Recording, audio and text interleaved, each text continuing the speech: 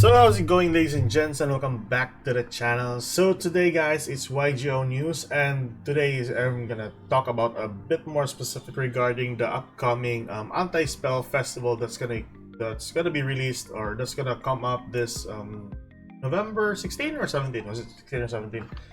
So basically, the idea for this festival is no spell cards at all, so you can use trap cards, but with that, Konami really wanted to have somewhat balance the whole playthrough thing. So we have here the ban list in front of you in masterduelmeta.com. Oh yeah, before we go towards the ban list and the decks that you might use for the festival, I would like to inform you that the previous Scareclaw video that I did had a Karakuri synchro monster in it, so that monster wasn't supposed to be there. Actually, I wasn't reading regarding the tuner machine requirement for its synchro summon, so yeah, that was bad. That was my bad on my part. Nevertheless, I'm not really using that one since I'm using mostly Link monsters. So with that out of the way, let's go back to the Forbidden Limited list for the upcoming Anti-Spell Festival. So we have here Jogen as one of the notable cards for that. The barrier monsters has been banned for this festival, and for that note, that is important. Also, Stunlock decks are also banned. Burn decks are also banned. Floodgates are also banned for this festival, which is pretty good actually.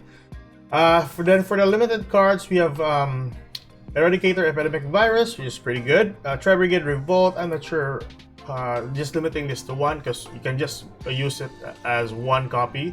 And then you have Solemn Judgment. So Solemn Judgment is limited to one for this festival. Now for the semi-limited cards, we have one Time Lord, the Sandayon, the Time Lord. We have Ring of Destruction, Secret Barrel, Secret Blast, and of course, Solemn Strike. So that's basically the semi-limited, limited, and the forbidden cards added into all the spell cards for the forbidden list during the festival.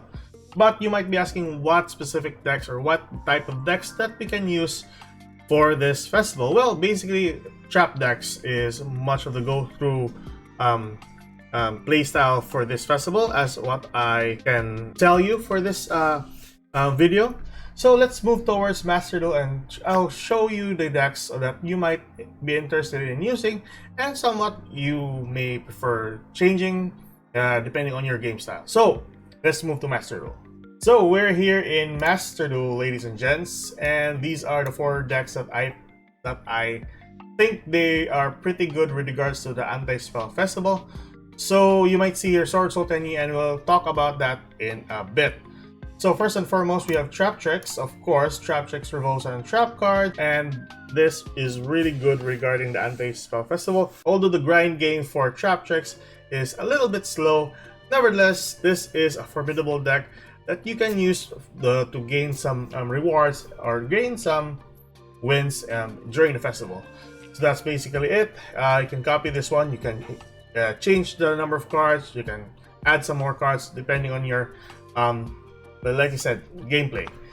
That is Trap Tricks. Then we have Eldritch here, which is rotated mostly on trap decks at the moment.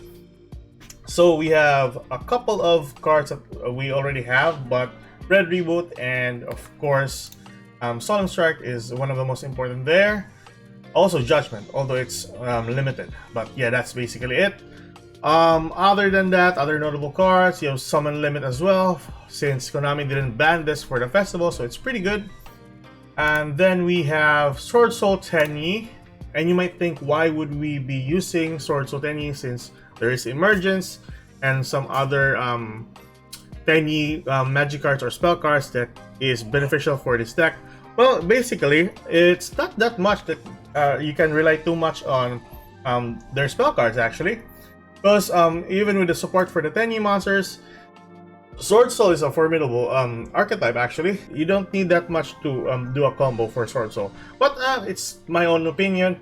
So it's up to you if you want to use this one, and I would say this is pretty good for regards to the festival. Very powering as an archetype. Powering? I'm not sure if that's a word. But regardless, last deck that I'm gonna showcase to you guys, we have Altergeist. A slow grind as well, same as Traptrex, but it is somewhat of a floodgate type of archetype, I would say, since you control mostly the tone of the game with regards to your monsters. As much as searching is asked about this deck, it is pretty good. And basically, with the help of Compulsory and Torrential Tribute, you have no worry about destroying most of their like front rows because of Torrential Tribute and Compulsory. So yeah, basically. So that is all the decks that I managed to muster out of all the information that I've gathered for the Anti-Spell Festival. Tell me your thoughts about the festival, and basically, hopefully we'll get more of this kind of contents in the near future. Keep safe, good luck guys, and have a good night. Please subscribe.